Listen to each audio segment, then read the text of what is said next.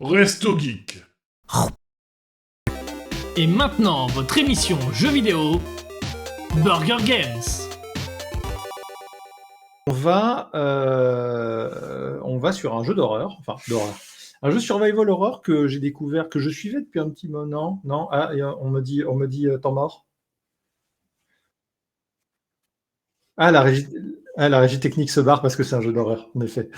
Non, alors ça fait pas peur. On avait un peu peur au tout début, donc c'est un jeu que je suis depuis un petit moment, qui est sorti en early access et j'en attends beaucoup de son évolution. Alors on a réussi à le finir en 3 heures à peu près. Ça s'appelle Whisper Mountain Outbreak. Et en gros, c'est le pari risqué de faire un espèce de Resident Evil 1 en façon roguelike multijoueur. Donc, vous incarnez chacun un personnage. Alors, pour l'instant, il y a 3 classes. En gros, les classes, c'est est-ce que vous voulez un peu plus de stamina, est-ce que vous voulez un peu plus de PV. C'est un peu ça le concept. Ça va pas plus loin que ça. Et il y a des espèces de zombies qui apparaissent de partout. Vous prenez les armes et vous décidez d'aller récupérer des artefacts qui, a priori, seraient la cause de ces événements bordéliques. Et donc, vous êtes armé de votre fidèle batte de baseball et vous allez aller dans différentes zones pour aller récupérer du stuff et remplir des objectifs. C'est franchement très drôle parce que ça demande d'être pas mal synchro avec vos potes. Alors malheureusement, le seul défaut pour l'instant de cette early access, c'est que malgré, en dehors du manque de contenu, parce que le contenu va arriver à s'étoffer, c'est qu'il n'y a qu'un seul mode de difficulté. Le mode de difficulté de base, au début, on est mort assez vite. Et quand on a pris le coup, au final, on s'est mis à rouler assez facilement sur le jeu. C'est ça que tu jouais dimanche soir, c'est ça ? C'est ça, ouais, exactement. Et donc, vous allez récupérer du stuff, c'est-à-dire que sur une map, on va vous dire, vous allez pouvoir trouver un flingue, un revolver, un fusil à pompe. Il va falloir récupérer des munitions. Il va falloir pas mal bien gérer votre inventaire, parce que vous n'avez au tout début que 4 emplacements d'inventaire. Donc, il faut vraiment choisir ce que vous allez emporter avec vous pour le conserver sur les parties suivantes. Et si vous mourrez, vous perdez tout ce que vous avez sur vous. Sachant que vous n'avez le droit de mourir que 3 fois. Au bout de 3 fois, c'est la fin de la run.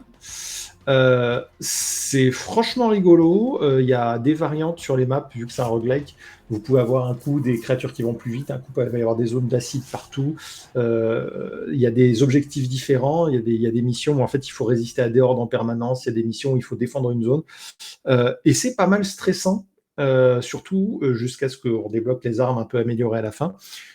Le seul petit défaut, c'est qu'arrivé aux 3/4 du jeu, on débloque des améliorations qui nous transforment en machine à tuer, et même les gros monstres, franchement, à peu près la moitié du jeu, il y a une espèce de gros monstre dans le jeu. Quand on en croisait un, on se pissait dessus. Quand on en croisait 3 pendant une horde, on était en mode « au secours, on va tous mourir ». À la fin du jeu, on en croisait 3, on était en mode allez, gars. Et bref, et du coup, voilà, ça c'était un peu dommage. On perdait un petit peu en vulnérabilité. Mais le jeu est en early, il est récent, il y a pas mal de contenu. A priori, il y a plusieurs scénarios qui sont prévus. Donc, en gros, là, on a un scénario, ce qui comprend à peu près 3 heures de roguelike, qui est jouable jusqu'à 4 en coop. Il y aura plusieurs personnages, plus de stats. Ouais, et merci de le préciser. Chose super intéressante, vous n'avez besoin pour y jouer que d'un seul jeu, parce que le jeu vient avec un Friends Pass. Donc, du coup, moi, par exemple, j'ai le jeu, je peux inviter 3 de mes copains à venir jouer avec moi sans qu'ils déboursent 1 centime. Et ça, c'est super cool. Le jeu actuellement, je ne sais plus si c'est 6,99 ou 7,99, mais bon, voilà, c'est 7-8 euros.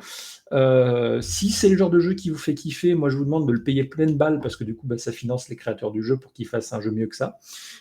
Et puis voilà, comme c'est l'early, je vais attendre du contenu, et voilà, j'ai vu dans les premières mises à jour là, qu'il y avait eu du contenu de plus en plus, enfin il y avait eu du contenu fréquemment, donc il y a eu des modificateurs en plus, des armes en plus, des personnages en plus, des stats en plus, donc je pense qu'on aura un jeu qui aura pas mal de contenu d'ici peut-être 1 an ou 2, mais en attendant, là actuellement, cette version early est super prometteuse et super rigolote à jouer, à défaut d'être flippante.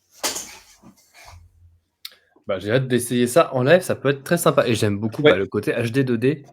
Oui. C'est ça, HD 2D, pardon. Le jeu reste étonnamment très lisible. Ouais, le jeu reste étonnamment très très lisible. Même si quand tu affrontes une horde, ça peut vite être le bordel.